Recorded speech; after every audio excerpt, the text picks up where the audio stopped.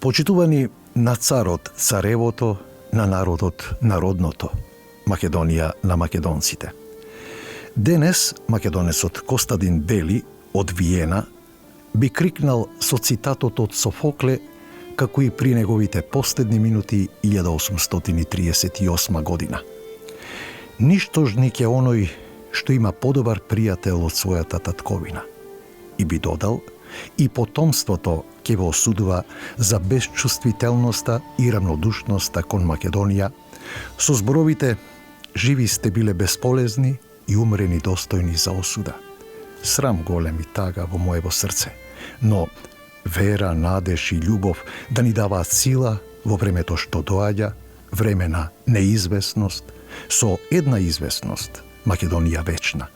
И никој да не пострада поради македонската љубов кон Македонија.